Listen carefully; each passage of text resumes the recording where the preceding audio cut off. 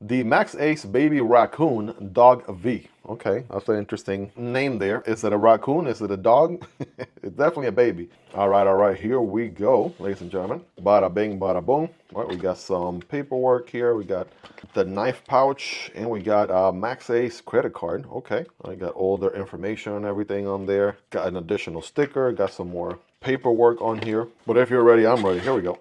All right. We got the wiping cloth here. We got some silica gel. And then here is the knife. So Baby Racoon Dog 5. Let's see what it's all about here. So for starters, right, first thing that draws my attention is the G10 scales on here, right? Got this sort of rock pattern looking sort of finish on there. Something somewhat similar to what we saw on the Magnificent Beast here from TacKnives not that long ago. Check out the upload if you haven't already. This thing is an absolute beast, right? No pun intended.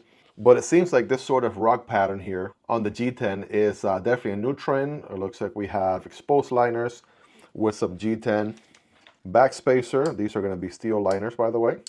We have a Maxace pocket clip. Doesn't seem to be reversible. It has a little cutout where it goes, and that's not present on the other side. We have a lanyard hole for my lanyard people, and it seems to be a front flipper only. MM48, we're going to find out what that is in just a second if you're ready. Let's go ahead and get it deployed, shall we?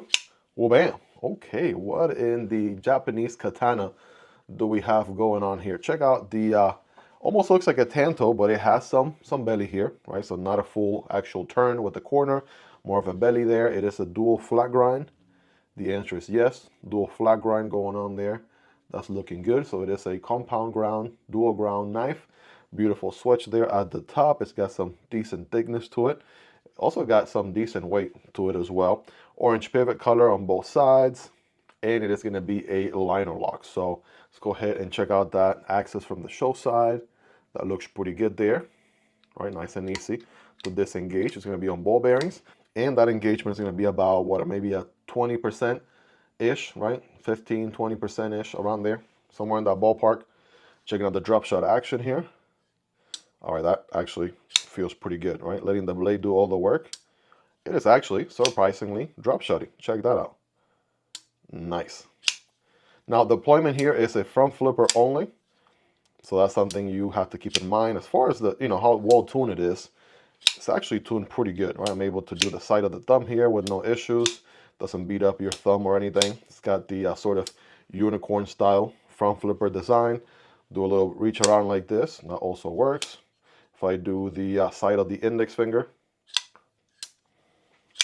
Now, part of me kind of wants to reach for some thumb studs. There's this nice little cutout right here on both sides, right? If we had some thumb studs right there for additional deployment, that would have been nice. But that's just more of a personal preference. I personally enjoy knives with more deployment methods.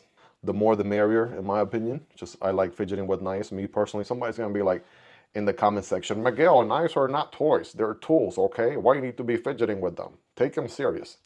Okay, my guy, listen.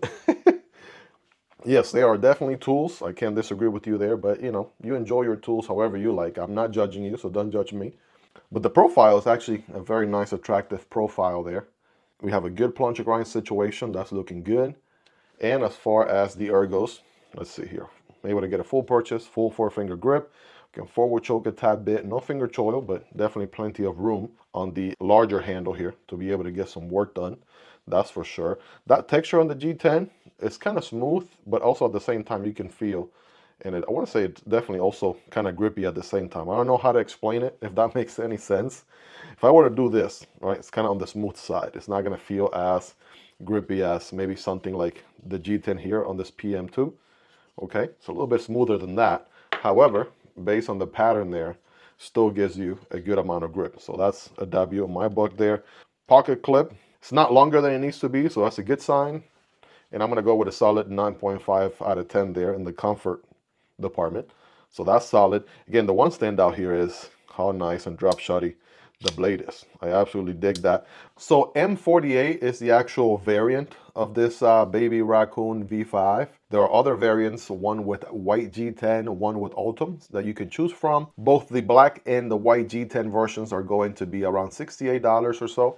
And the Ultim one is going to come in around $78 or so. So like $10 more. But the other thing is the steel here is 10CR 15CO MOV. It's a little interesting combo there for a budget knife. But you definitely are getting quite a slab of that steel on this one. All right, check it out. It's a very interesting budget knife for sure. A little bit borderline, definitely overbuilt for whatever you throw at it, right? Especially if you like the sort of belly portion there. You do have a portion that's a straight edge, if anything, and a very solid cutter, as you'll see here during our scientific cutting test. We have milling on the inside for weight reduction, so that's a plus.